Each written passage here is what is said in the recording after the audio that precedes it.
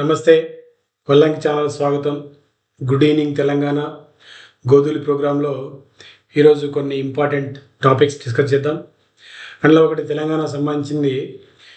గత వారం రోజులుగా సోషల్ మీడియాలో కొన్ని వీడియోస్ ఈ చక్కర్లు కొడుతున్నాయి, రౌండ్ చేస్తున్నాయి. ఏంటంటే రైతులు ప్రజాభవన్ ఏది ప్రగతి భవన్ ఇంతకుముందు ఇప్పుడు ప్రజాభవన్ని ముట్టడించాలని పిలుపునిచ్చిర్రు అని ఒక న్యూస్ సర్క్యులేట్ అయింది. మరి అది ఏ రైతు సంఘాలు ఇచ్చినా ఎవరు ఇచ్చినా మనకు పూర్తిగా ఐడియా లేదులే, కానీ వాస్తవంగా అయితే రైతులలో అసంతృప్తి ఉన్నమాట వాస్తవం.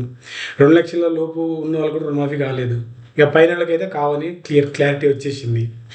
అయితే చాలామంది అట్లాంటి వాళ్ళు అందరు పోయి చేద్దామనుకుంటారు. రైతులు ఎప్పుడు సంఘటితంగా ఉన్నారు, అదే పెద్ద ప్రాబ్లం. లక్షల కోట్లలో ఉంటారు వాళ్ళు బేసిక్గా, కానీ సంఘటితంగా ఉండలేదు. ఎందుకంటే వాళ్ళకు ఉన్న పరిస్థితి అట్లాంటిది. అంటే కొంతమందిని ఈరోజు మెయిన్ సెంటర్లలో కొంతమంది బీఆర్ఎస్ పార్టీ వాళ్ళని, తర్వాత కొంతమంది రైతులను కూడా అరెస్ట్ చేయడం, ఆ ప్రజాభవన్ ముందు బారికేడ్లు, తర్వాత ఈ మళ్ళా పెద్ద పోలీసుతో సెక్యూరిటీ ఇవ్వడం జరిగిందని తెలిసింది మనకి ఈరోజు న్యూస్. అసలు ఏంది అంటే రైతులు ఇలా ఒక్కరోజు ఆపారు కానీ రేపు ఆపగలుగుతారా? అంటే ఈ గుంపు మేస్త్రి ఇన్ని రోజులు చెప్పుకున్నటువంటి, అంటే ఈయన ప్రభుత్వం రాకముందు చెప్పినటువంటి విషయం ఏంటంటే, నేను ప్రగతి భవన్ గేట్లను బద్దలు కొడతా, గోడలు కంచెలను బద్దలు కొడతా అని ఆయన ప్రభుత్వం పెట్టుకున్న కంచెలను తీసేసి చాలా మంచి పని చేసిన ఆయన తెలంగాణ ఉద్యమం అనుసరానికి చేసిన కంచెల్ని కాంగ్రెస్ చేసే అంచెల్ని కాంగ్రెస్ తీసేసింది. మంచి పని చేసిన దానికి ప్రగతి భవన్ పోయి ప్రజాభవన్ పెట్టుకుంటూ ప్రజాభవన్కి వస్తానందుకు ఈ మూర్ఖులకు మరి ఎందుకు భయం అవుతుంది? ప్రజాభవన్ ఎందుకు పెట్టుకున్నావు? నువ్వు ఉద్దేశం ఏంది? వారం ఉంటా అని చెప్పినావు, అది మర్చిపోయినావు, అబద్ధం చేయాలి, అదొక అబద్ధం ఆడినావు, దాన్ని తుంగలో దొక్కేసినావు, అయిపోయి లేకుండా ఆడ ఉండకుండా తప్పించుకుండు దాన్ని ఎవరు గప్ప చెప్పినావు, దానికి అంతా ఆగం పట్టించినావు. ఇక నీ పని ఆగం పట్టించడం అనుకో.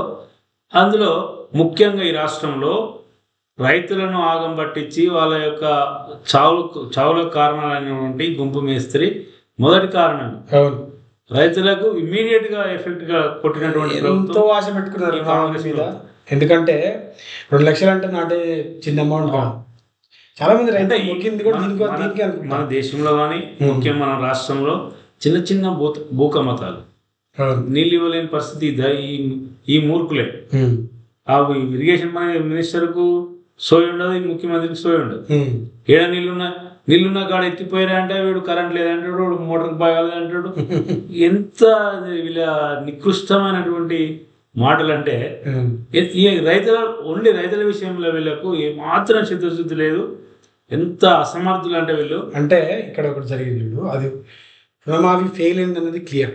ఎస్, అది అందరూ యాక్సెప్ట్ చేయాల్సింది, చేసిరు కూడా, ఇంక్లూడింగ్ గవర్నమెంట్ యాక్సెప్ట్ చేసి జనాలకు పోతలేదు, భయపడుతారు పోవాలంటే. ఇప్పుడు ఎక్కడ పోయినా కూడా వేరే అపోజిషన్ పార్టీ లీడర్స్ లేకుండా ముందు అరెస్ట్ చేసి పెట్టుకుంటారు. అదే నేను ఇంకో అయితే కారణం ఏమంటే, ఈ మూర్ఖులే కదా 10 సంవత్సరాలు ఒకటి ఎవ్వరు రాణిస్తలేరు చెప్పుకున్నావు. ఓకే, ఎన్నో చెప్తాం కానీ మనం ప్రాక్టికల్ గ్రౌండ్ రియాలిటీ ఏంది?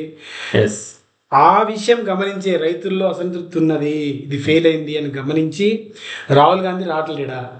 వాళ్ళు బేసిక్గా సక్సెస్ అయితే వాళ్ళు ఎందుకు వేదిక పంచుకుంటారు కదా, సక్సెస్ ని గ్రాండ్ సెలబ్రేట్ చేస్తారు. పార్టీకి ఇంకా బూస్టింగ్ వస్తుంది.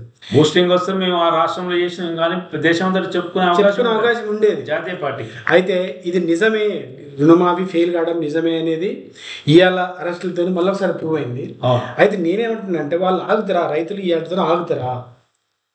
ఫర్దర్ గా ఏమైనా స్టెప్లు తీసుకుంటారు కానీ ఈ అసంఘటిత రంగము దీనికి ప్రధాన కారణం. ఈ రాజకీయ నాయకత్వము సంఘటితంగా లేకుండా చేయడం వీళ్ళ ప్రధాన ఉద్దేశం. సంఘటితంగా ఉంటే వీళ్ళకు ప్రమాదం పొంచి ఉన్నట్టు లెక్క. రైతులు ఎప్పటి వరకు మళ్ళీ ఎలక్షన్ రైతులు సమాధానం చెప్పి ఎలక్షన్స్ అప్పుడే అంతే, లేదు, అవకాశం లేదు. దిగజారి తప్పితే వాళ్ళు ఇక రోడ్ల మీదకి వచ్చే పరిస్థితి లేదు. కాకపోతే నేను ఏమంటున్నా అంటే, అప్పుడు ఒక 10 ఏళ్ళ క్రితం ఉన్న పరిస్థితి లేదు, ఇప్పుడు ఉన్న పరిస్థితి లేదు. అందరికి అవేర్నెస్ పెరిగింది, కొట్లాడితేనే మన పనులు అయితేనే ఒక భావనలు ఉన్నారు. ఇలా ఎక్కడ పోయినా అగ్రెసివ్గా, బ్యాంకు పైన అగ్రెసివ్గా ఉంటారు రైతులు. మందాతని బెదిరిస్తారు, సూసైడ్ చేసుకుంటున్న బెదిరిస్తారు. ఈ సిచ్యువేషన్లో వాళ్ళు వదలరేమో అనిపిస్తున్నారు. ఇవాళ రేపైనా స్టడీస్ అప్పుడు కాకుండా ప్రగతి భవన్ ముట్టడించడం లేదా రేవంత్ రెడ్డి ముట్టడించడం ఏదో చేస్తారేమో అనిపిస్తుంది. అయితే నేనేమన్నా అంటే ఇప్పుడు నయా ప్రజాస్వామ్యంలో ఈ ముట్టడి కార్యక్రమాలు ఈ దాడుల కార్యక్రమాలు పనిచేయడం అనేది నా ఎందుకు అంటే ఈ మూర్ఖులు చుట్టూ పోలీసు రాజ్యాన్ని నడుపుతుంది. ఆబ్వియస్ ఇవాళ జరిగింది అదే, ఎక్కడెక్కడ అరెస్టులు చేసేసి అలర్ట్ అయ్యారు. కాబట్టి ఇప్పుడు ఈ నయా పోలీస్ వ్యవస్థ దాడిలో మనం రైతులు దెబ్బతినాల్సిందే తప్ప ప్రభుత్వాన్ని దెబ్బతలిగే అవకాశం లేదు. అది ఇది ఒక వార్నింగ్ గా భావించి గవర్నమెంట్ ఇప్పటికైనా కూడా ఆ రైతు రుణమాఫీ ఏదైతే ఉందో ఇచ్చిన 7,500 కోట్లు కాకుండా ఇంకా 23,000 కోట్లు ఏదైతే ఉందో అది ఇచ్చి చేస్తే జర నలుగురికి రైతులు బాగుపరిలోనే ఉన్నదే 12 మంది. 12 మందిలో 12 మాటలు చెప్తారు. ఎవరి మాట నమ్మాలిడా?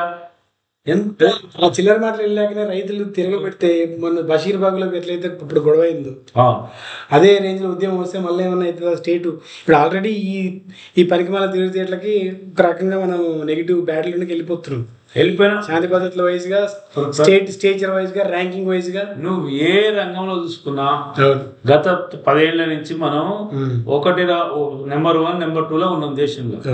ఇవాళ 25 లాస్ట్ వెళ్ళిపోయినాం. 10 నెలల్లో ఇంత ఫాస్ట్ గా రైతుల విషయంలో మాత్రం జరిగింది అన్యాయం. మార్పు కావాలన్నాడు, మార్పు మనం మంటలు కలిపి కానీ చాలా బలంగా వచ్చింది. ఈ టాపిక్ అయితే నాకు తెలిసి పెద్ద టాపిక్ ఉంటుంది. రైతు రుణమాఫీ ఎవరు కూడా అసలు ఈ దేశ రైతాంగాన్ని ఏమార్చి నడుస్తున్నటువంటి 70 సంవత్సరాల స్వతంత్ర దేశంలో ఎన్నడూ కూడా పట్టించుకున్న పాపాన పోలేదు. గత 10 సంవత్సరాలు ఎంతో కొంత అంటే ఇప్పుడు వాళ్ళకంటే మెరుగు జరిగింది. ఇది ఈ విషయం మళ్ళీ కూడా డిస్కస్ చేద్దాము. రైతు అది కలిపి ఎవరు చేసినా కూడా దీనికి మనము అదొక విషయం అయితే. ఇంకోటి ఏంటంటే మన తెలంగాణలో గవర్నమెంట్ మారినాక బీఆర్ఎస్ పై కాంగ్రెస్ వచ్చినాక ఒక విచిత్రమైన దోస్తీ ఏది సెంట్రల్ గవర్నమెంట్కి బీజేపీ గవర్నమెంట్కి సెంట్రల్లో ఉన్న బీజేపీ గవర్నమెంట్కి ఇప్పుడు కూడా బీజేపీ వచ్చింది అనుకోండి, ఇప్పుడు కాంగ్రెస్ గవర్నమెంట్కి ఒక మంచి రిలేషన్ స్టార్ట్ అయింది. బడే బాయ్ చోటే బాయ్ వేదిక పంచుకున్న తర్వాత బడే బాయ్ చోటే నడుస్తుంది. ఇది కాంగ్రెస్ రాష్ట్రం కాకుండా రేవంత్ రాష్ట్రంగా నడుస్తుంది, కమలాస్తో నడుస్తుంది ఇక్కడ. అయితే ఆ దాంట్లో భాగంగా ఏం చేసినాయంటే దామగొండ అనే ఒక ప్లేసు వికారాబాద్ జిల్లా, ఆ ఏరియాలో ఒక ఫారెస్ట్ 2,900 ఎకరాల విస్తీర్ణ ఒక పెద్ద అడవి. ఆ అడవిలో 12 లక్షల చెట్లు ఉంటాయంట దాదాపు. అయితే మెడిసినల్ ప్లాంట్స్ వాటర్ అంతా ఉండేది కూడా. హైదరాబాద్ జంట నగరాలకు జంట జలాశయాలకు వచ్చేటువంటి ప్రాంతం. దాన్ని తీసుకుపోయి సెంట్రల్ గవర్నమెంట్కి డిఫెన్స్ వాళ్ళకు రాడార్ సెంటర్ పెట్టుకోవడానికి ఈ కాంగ్రెస్ గవర్నమెంట్ ఇచ్చింది. దానికి ప్రతిఫలంగా ఈ కంటోన్మెంట్లో రోడ్స్ వేయడానికి అవకాశం ఇచ్చింది మన గవర్నమెంట్, ఈ సెంట్రల్ గవర్నమెంట్ డిఫెన్స్ ఏరియాలో. అయితే ఇక్కడ ప్రాబ్లం ఏంటంటే మాలతి అని ఒక ఆమె, తులసి అని ఒక ఆమె జర్నలిస్టు, తులసి చందు అని ఆమె ఏం చేసిందంటే నేను ధర్నా చేస్తాను దీని గురించి. ఆ దామగుండం ఏదైతే ఉందో ఫారెస్ట్, అది హైదరాబాద్కి ఆక్సిజన్ సిలిండర్ లాంటిది. అక్కడున్న 12 లక్షల చెట్లు కొట్టి దాన్ని ఒక టౌన్షిప్ లాగా చేయబోతున్నారు. రాడార్లు పెట్టి అక్కడున్న ఫ్లార్ అండ్ ఫానా అంటే జంతుజాలము కానీ మొక్కలు కానీ దాన్ని మొత్తం సర్వనాశనం చేస్తానికి ప్లాన్ చేస్తారు. అవుతుంది ఆబ్వియస్గా దాన్ని కాపాడుతానని అంటుంది. అయితే ఆక్సిజన్ సిలిండర్ ఎలా నిజంగా అది మనకు దానివల్ల నిజంగా ఆమె చెప్తుంది నష్టం ఉంటుందా? వాస్తవానికి నష్టం ఉంటుందని గత ప్రభుత్వము దాన్ని వారించింది, పర్మిషన్ ఇవ్వలేదు. ఎన్ని ఒత్తిడిలు తెచ్చినా కూడా పర్మిషన్ ఇవ్వలేదు. డిఫెన్స్ వాళ్ళకి కూడా పర్మిషన్ ఇవ్వకుండా. వాస్తవానికి ఇంకొకటి మిత్రమా, నేను ఏమంటే రాడార్ సిస్టము నౌకాయానానికి సంబంధించినటువంటి సిస్టమ్ అది ఎక్కడ పెట్టాలి? ఏదైనా సముద్రం దగ్గర ఎత్తైన ప్రాంతంలో చూసి ఎన్నిక చేసి పెట్టుకోవాల్సినటువంటి అవసరం ఉంటుంది. కానీ తీసుకొచ్చి ఇక్కడ కూడా నువ్వు ఎక్కడ తీసుకున్నా కూడా 7 నుంచి 800 కిలోమీటర్లు పోతే తప్ప సముద్రం దగ్గర లేనటువంటి ప్రాంతాన్ని తీసుకొచ్చి, అది అటవీ ప్రాంతాన్ని తీసుకొచ్చి, హైదరాబాద్కి ఇప్పటికే కాంక్రీట్ జంగల్ అయిందంటే ఇంతో అంతో ఆక్సిజన్ వస్తుంది అంటే ఈ రాచకొండ అడవులు, తర్వాత ఈ వికారాబాద్ అడవులు ఉండడం వల్లనే కొంత సస్టైన్ అవుతుంది, కవర్ ఉన్నది చుట్టూ సస్టైన్ అవుతుంది హైదరాబాద్. అటువంటి ప్రాంతంలో తీసుకొచ్చి ఈ మూర్ఖపు కేంద్ర ప్రభుత్వం పెట్టింది. అంటే దాన్ని సమర్థిస్తూ కుంభం వేస్తే మూర్ఖుడే కాయాడు, వీడు మూర్ఖుడు కాబట్టి అర్థం చేసుకునే కెపాసిటీ కాబట్టి దానికి 10 సంవత్సరాలు కంటోన్మెంట్లో రూట్ వేద్దాం, హైవే వేద్దామని అడిగితే పర్మిషన్ ఈ రక్షణ శాఖ ఈయన ఇయ్యంగానే ఇద్దరు ఇచ్చుకోవడం పుచ్చుకోవడం అనేసి. అంటే ఒక విషయం ఏంటంటే వీళ్ళ సిటీలో ఇంత బెనిఫిట్ అవుతుంది మనకు అని తెలిసినా కూడా పోయిన గవర్నమెంట్ ఆ బెనిఫిట్ ని పక్కన పెట్టి అంటే పర్యావరణాన్ని కాపాడుకోవాలనే ఉద్దేశంతో పర్మిషన్ ఇయ్యలేదు విన్నట్టు. ఈ తిక్కలోడు రాగానే ఇచ్చింది, ఈ తిరిగి నిలబడవండి. అదే అయితే ఇది వాస్తవమే కావచ్చు, ఎందుకంటే 10 ఏళ్ళు ఆయన ఇయ్యలేదంటే దానికి ఒక రీజన్ ఉండాలి కదా. ఆయన సొమ్ము కాదు కదా. తులసి చంద్ కాకుండా ఇంతమంది కూడా నా మిత్రుడు, నా ఫ్రెండ్ రామ్ చెల్ల అని ఆయన అడ్వకేటు, చాలా 5-6 నెలలు కష్టపడ్డాడు పాపం. అయ్యో కానీ ఏది పార్లమెంట్ ఎలక్షన్ కంటే ముందు కూడా హైకోర్టులో కేసు ఫైల్ చేసిరు. ఏదో ఆ ప్రాంతం ఉన్న అందరితోటి గ్రామస్తులతోటి ఇట్లా ఆయన మీద బెదిరింపులు జరిగినాయి, రకరకాలు జరిగినాయి. కొంతమంది యువ అడ్వకేట్లను అందరినీ ప్రోగ్ చేసిన ఆయన కొంత ఆయనకు చెందినంత వరకు పోరాటం చేసిన. అంటే ఈ పర్యావరణ ప్రేమికులు తర్వాత సామాజికవేత్తలు ఎవరు సోషల్ అయితే నేనేమంటే మిత్రులు పోరాడుతున్నారు అంటావు చేసిర్రు. ఆ ప్రజల్లో కూడా వ్యతిరేకత వచ్చింది. కానీ పార్లమెంట్ ఎలక్షన్ లో ఆ ప్రాంతం చివరి ప్రాంతానికి వస్తుంది. అదొక అంశం కాలేదు అప్పటికి నాకు తెలిసి. దాని అంటే రాజకీయ పార్టీలు దాన్ని హైలైట్ చేయలే. కాకపోతే ఇవాళ ఇప్పుడు ఇయ్యాలతో ఆగిపోయేది కాదు. ఇవాళ దెబ్బతిన్న ఎకనామిక్ అప్పటికి తరానికి రాను తరాలకు అయ్యే ప్రాబ్లం ఇది. సామాజిక సంస్థలు, పర్యావరణ సంస్థలు వ్యతిరేకించినాయి. రోజు ర్యాలీలు, ధర్నాలు ఇష్యూ కాలేదు. ఇప్పుడు మన దేశంలో ఉన్న దరిద్రం అది కదా. ఒక పొలిటికల్ పార్టీ దాన్ని ఇష్యూ చేయదలుచుకుంటే ఇష్యూ చేస్తుంది, లేదా అది తీవ్రమైన సమస్య అయినా ఇష్యూ చేయొద్దు అనుకుంటే చేయరు. అట్లా చాలా ఉదాహరణ అయితే హైదరాబాద్ కి చాలా ఆల్రెడీ డ్యామేజ్ జరిగింది. కేంద్ర ప్రభుత్వం నుంచి ఆర్డర్లు వచ్చినాయి, రాష్ట్ర ప్రభుత్వం అప్పచెప్పింది, హ్యాండ్ ఓవర్ చేసింది. అక్కడ గోడలు మనం జనం తీసుకొచ్చి ఈ మూర్ఖుల పరిపాలనలో, మూర్ఖ ప్రాధుల పరిపాలనలో ఈ ఉద్యమాలు ఇవన్నీ ఎంత ఎంత ఆవేదన పడినా కూడా వేస్ట్ మాటలు కానీ. కాబట్టి మన పని జనం ముందు తీసుకుపోవాలి, ఐటమ్స్ తీసుకుపోవాలి. మనకు ఉన్నటువంటి ఒకటే ఒక అవకాశం, అసలు ఎలక్షన్ వచ్చినప్పుడు మాత్రమే తీర్పు చెప్పగలిగినటువంటి అవకాశం ఉంది. అది ఇంకా మీతో ఏ రకమైనటువంటి అవకాశాలు లేవు. అది నగ్న సత్యం. అది సార్ అదొక విషయం. ఇది ముందు దీని మీద డెవలప్మెంట్స్ ఏమైనా ఉంటే మళ్ళీ కూడా మాట్లాడతాము. ఇంకోటి ఏంటంటే ఇక్కడ నారా బ్రాహ్మణి అనే ఆమె ఎవరు, చంద్రబాబు నాయుడు కోడలు, బాలకృష్ణ బిడ్డే. అక్కడ ఆంధ్రలో లోకేష్ ఐటీ మినిస్టర్ ఆడ పనిచేసుకుంటారు. ఆడ గవర్నమెంట్ గెలిచింది వాళ్ళు టీడీపీది.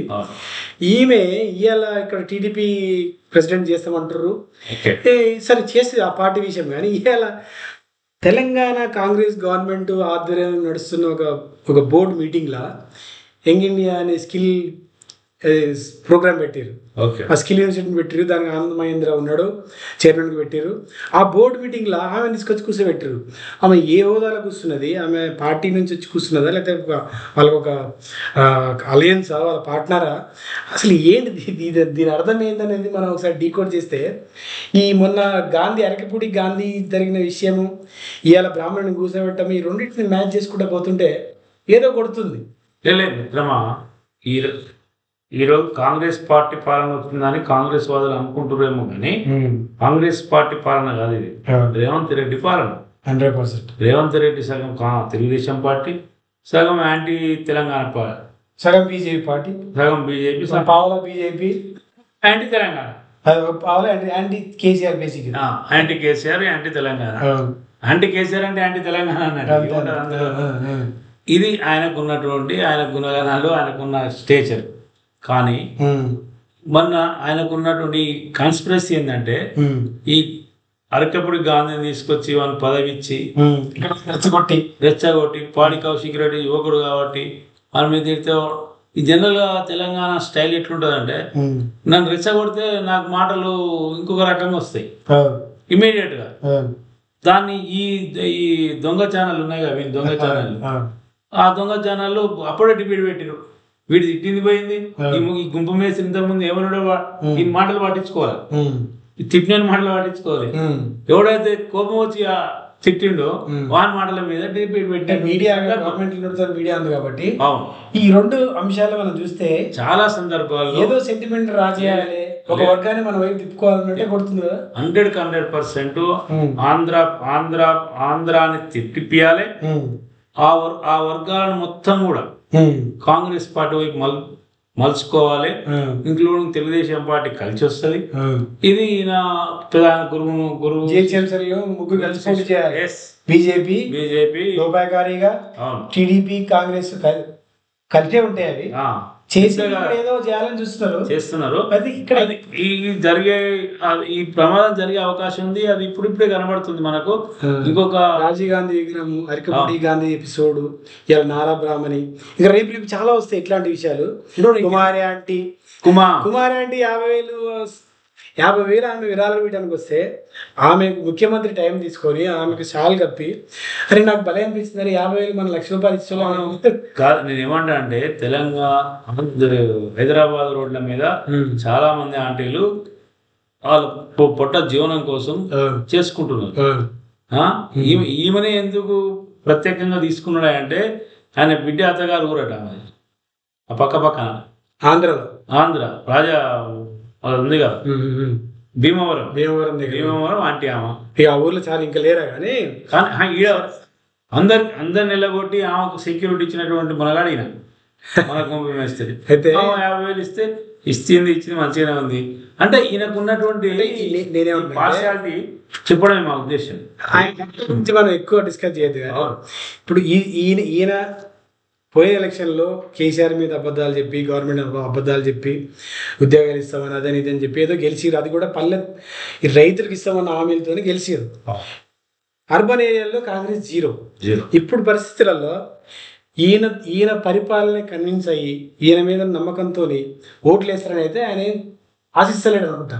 ఇప్పుడు ఏం చేయాలి, ఏదో రెచ్చగొట్టి ఈయన చెల్లాచెదరు చేసి ఒక వర్గాన్ని తను తిప్పుకొని జీహెచ్ఎంసీ ఎన్నికల్లో బయటపడాలని చూస్తున్నా అనేది కనపడుతుంది. నేనేమంటే ఆయన యొక్క ప్రయత్నం ఎంత ప్రయత్నించినా చీల్చగలడేమో, కానీ ఈ చీల్చడం వల్ల ఎవరికి లాభం జరుగుతుంది అంటే జరిగితే బీజేపీకి జరిగే అవకాశం ఉంటుంది. బీజేపీకి 100% జరుగుతుంది. ఎందుకంటే ఆయన లక్ష్యం అంత ఏంది, బీజేపీ లక్ష్యం కానీ, రేవంత్ రెడ్డి లక్ష్యం కానీ, కాంగ్రెస్ పార్టీ లక్ష్యం కానీ, బీఆర్ఎస్ రావద్దు అనేది లక్ష్యం. అలా యొక్క టార్గెట్ అది. కాబట్టి దానికి అనుగుణంగా ఎన్ని లుచ్చ పనులైనా చేయడానికి, ఎంత నీతి మాలిన పనులు చేయడానికి, అనైతిక పనులు చేయడానికి ఆయన టార్గెట్ అదైతే ఇవాళ తెలంగాణ పల్లె తెలంగాణ ఎట్లయితే నష్టపోయిందో ఈ మాటలు నమ్మి ఓట్లు వేసినాక, అట్లనే అర్బన్ తెలంగాణ కూడా నష్టపోద్ది. ఇప్పుడు రేపు జిహెచ్ఎంసీ ఎలక్షన్లో పర్టికులర్గా ఈ ఆంధ్ర ఫీలింగ్తో మన యాంటీ బీఆర్ఎస్ చేయాలని ఒకవేళ ఓటింగ్ చేస్తే అది రేపు వాళ్ళు గుర్తుపెట్టుకుంటారు. అది మిమ్మల్ని దూరం చేస్తే కానీ దగ్గర చేయదు, ఇంటిగ్రేట్ చేయదు. మేము ఆంధ్ర వాళ్ళము కాబట్టి మనం వీళ్ళ పార్టీకి వెళ్ళి అనుకోవద్దు. మనం ఇక్కడ బతుకుతున్నాము, ఇక్కడ బతకాలంటే మనకు పనిచేసే నాయకుల్ని, మనకు అవసరమైన వాళ్ళని, పనిచేసిన వాళ్ళని సపోర్ట్ ఇచ్చుకుంటేనే మనం ఇక్కడలో అవుతాము. కానీ అవి తిక్కల వాళ్ళు చెప్పినట్టు మనం ఆ ట్రాప్లో పడితే ఆగమవుతాం. ఇలా అరకపూడి గాంధీ ఎపిసోడ్ అదే కారణం. అరకపూడిని గాంధీని గోడ మీద పిల్లిలాగా చేసి అటు ఇటు కానీ మాడాన్ చేసి ఇలా ఒక ఆట ఆడుతారు. ఆయన వచ్చి చెప్పమని ఏ పార్టీ అని చెప్పలేడు. రేపు ఏదైతే ఈయన సపోర్ట్ చేసి ఈయనకు ఓటింగ్ ముందుకోవాలనుకుంటున్నా ఆ వర్గం కింద, ఆ వర్గం సైడ్ కింద పోతే జనాల పరిస్థితి కూడా అంతే అవుతుంది. 100%. నేను ఏమంటా అంటే ఈ హైదరాబాద్ 2014లో వీళ్ళు చేసినటువంటి ఆంధ్ర మీడియా చేసిన పుకార్లు, వాళ్ళ యొక్క లీలలు చాలా ఉన్నాయి. అవన్నీ మర్పించినటువంటి ప్రభుత్వం బీఆర్ఎస్ ప్రభుత్వం. ఇప్పుడు ఆంధ్ర తెలంగాణ ట్రై చేస్తారు బిహెచ్ఎంసీలో. అది జరగకుండా చూడాల్సిన బాధ్యత మన అందరిపై. జరిగిన 10 సంవత్సరాలలో అలాంటి ఫీలింగ్ కానీ, అలాంటి గొడవలు కానీ ఒక్క సంఘటన కూడా జరగలేదు. అయితే ఇప్పుడు జరిపిద్దామనే ప్రయత్నంలో భాగమే కాంగ్రెస్ పార్టీకి, ఆంధ్రాకు సంబంధించినటువంటి కాంగ్రెస్ పార్టీ పదవులు ఇస్తుండు, ఇక ప్రభుత్వ పదవులు ఇస్తుండు. ఎందుకంటే వాళ్ళకి ఇంకొక అజెండా లేదు, ఇంకొక వాళ్ళు ఏం చెప్పడానికి లేదు, మంచి చేద్దామని ఆలోచన లేదు. 9 నెలల్లో వాళ్ళు వీకింది కూడా లేదు కాబట్టి జనాలలో వాళ్ళు నమ్మేదానికి లేదు, ఇంకా అది పాజిటివ్ ఓటు రాదు వాళ్ళకి ఇంకా. ఎస్, ఒకటే మిత్రమా, హైదరాబాద్లో కాంగ్రెస్ పార్టీకి వచ్చే అవకాశం చాలా తక్కువ. అదే దాన్ని ఈ రెండు పార్టీ అధికారం ఉంది కదా వాళ్ళకి వేస్తే పని చేస్తారు అని అనడానికి కూడా లేదు, పాజిటివ్స్ క్రియేట్ చేయలేకపోయారు 9 నెలలు. నువ్వు పని చేసినటువంటి ఏమైనా సందర్భం చూపిస్తే చేస్తారు జనాలు. నువ్వు పనే చేయలే కదా. ఇంతకుముందు చెప్పిన దొంగ మాటలు ఇప్పుడు కూడా నడుస్తున్నాయి. అందుకే ప్రతిపక్షంలో దొంగ మాటలు చెప్తే కొంతవరకు నిజమేమో అని ఆలోచన చేస్తారు. కానీ అధికారంలో కూడా అబద్ధాలు చెప్పి పనికాలం ఇక్కడ ఓటరు చాలా తెలివైన వాళ్ళ అవేర్నెస్ ఇంకోటి ఏంటంటే ఈ హైదరాబాద్ బ్రాండ్ విలువను తగ్గించినటువంటి గుంపు మేస్త్రి తగ్గించేసి అన్ని రకాలు మన జిహెచ్ఎంసీలు కూడా వాళ్ళని గెలిపిస్తే ఇక మనం ఎక్కడ పోతాం అంటే మనం ఏమవుతుంది అంటే మన బీఆర్ అవుతాం 100% మన బీఆర్ అవుతుంది. ఈ గుంపు మేస్త్రి అప్పుడు బీఆర్ కాబట్టి బీఆర్ అని మొత్తుకున్నట్టు బీఆర్ చేసే అవకాశం. ఈ జిహెచ్ఎంసీ ఎలక్షన్ కోసం చేస్తున్న ఈ కుట్ర ఏదైతుందో దాన్ని అర్థం చేసుకోవాలి మనం. ఎందుకంటే మనం ఇలాంటిసారి అర్థం చేసుకుని ఇక్కడ వాళ్ళకి సీట్లు లేదు, ఈసారి కూడా అర్థం చేసుకుని కూడా మనం కలిసిన చూపియాలి. ఎస్, అదే అందుకు ఈ గుంపు మేస్త్రికి తగిన గుణపాఠం చెప్పాలని మిత్రులారా మా యొక్క విన్నపము. ఇంకొక విషయానికి వస్తే ఆల్రెడీ 20 నిమిషాలు అయింది. అవునా, ముగించే పేజర్ గురించి మాట్లాడు. Pager international issue. అవును, దీని గురించి చెప్పండి. ఇప్పుడు అంటే లెబనాన్ అని ఇక్కడ ఈ మిడిల్ ఈస్ట్, ఇజ్రాయెల్ పక్కన కంట్రీస్ ఇవన్నీ. ఇజ్రాయెల్ ఒక పక్క, మిగతా కంట్రీస్ ఒక పక్క. ఇది లెబనాన్, పాలస్తీనా, ఇరాన్ ఇవన్నీ ఒక పక్క. ఆ లెబనాన్ కంట్రీలో ఏం జరుగుతుందంటే హెజ్బుల్లా అని ఒకటి ఉంటుంది, తీవ్రవాద సంస్థ అని అంటారు వాళ్ళు. కానీ హెజ్బుల్లా అనేది అక్కడ ఒక గవర్నమెంట్ రన్ చేస్తుంది అక్కడ. అయితే వాళ్ళ హెజ్బుల్లా ఫైటర్స్ ఎవరైతే ఉన్నారో వాళ్ళ దగ్గర పేజర్లు, నిన్న పేజర్లు అన్ని వేలినాయి. ఒక 1 అవర్లో కొన్ని వేల పేజర్లు వేలినాయి. ఆ పేజర్లు చుట్టుపక్కల ఉన్న వాళ్ళు, పేజర్లు పట్టుకున్న వాళ్ళు చాలా మంది గాయాలని చచ్చిపోయారు కూడా. దాని కంటిన్యూస్ ఏమైంది, వాకి టాకీలు పేలుతున్నాయి. అయితే ఇక్కడ ఉన్నటువంటి ఆరోపణ ఏంటంటే ఇవి తైవాన్ నుంచి తీసుకొచ్చారు. తైవాన్ దేశంలో తయారు చేసి పేజర్లు వాకి టాకీలు తెచ్చారు.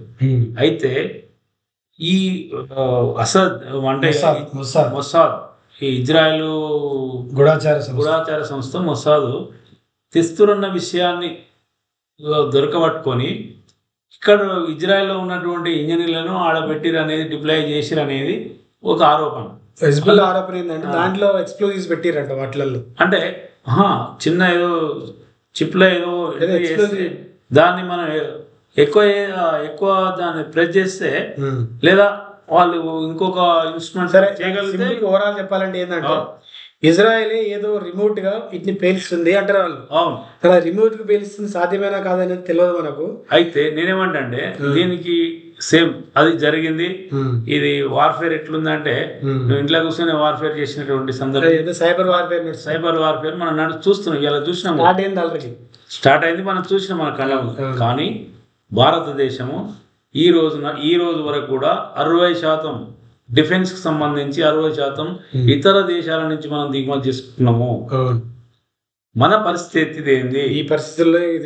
అంటే ఏమన్నా మనం ఆలోచన చేయాల్సినటువంటి అవసరం ఉంది. డిఫెన్స్ విషయంలో మనమే చేస్తారు, మనమే పడతాయి అంతే. మన ఇంట్లో వెళ్తాయి అవి. నువ్వేం పేజర్ అనేది చిన్న ఇన్స్ట్రుమెంట్, చిన్న ఇంత ఉంటది, ఇంత ఉంటది, ఇంత ఉంటది ఇన్స్ట్రుమెంట్. అందరికి తెలుసు, మన దగ్గర కూడా ఒకప్పుడు లేదు, ఒక 20 ఏళ్ల కింద వాడినాం. ఆ పరిస్థితి నుంచి ఇవాళ 60% ఇతర వివిధ దేశాల నుంచి మనం దిగుమతి చేసుకుంటున్నాం. అంటే ఎవడేం చేస్తున్నావు ఏంది అనేది కొంతవరకు మన దేశం కూడా, మన రాష్ట్ర సంస్థ కూడా కొన్ని పట్టుకున్నది. ఇది ఒక అలారం నేషనల్ సెక్యూరిటీ డిఫెన్స్ కి ఒక అలారం. ఇది ఎక్కడి నుంచో కొనుక్కొచ్చుకునే దాంట్లో వాడేం పెడతారో తెలియదు. అందుకే టెక్నాలజీ దిగుమతి చేసుకోవాలి, మ్యానుఫ్యాక్చరింగ్ మనం చేసుకోవాలి. మేక్ ఇన్ ఇండియా అంటే అదే. టెక్నాలజీ లేకుంటే టెక్నాలజీ పేటెంట్లు కొనుక్కోవాలి, అవసరమైతే వాళ్ళు పే చేయాలి. ఇప్పుడు ఆత్మనిర్భర్ భారత్ అని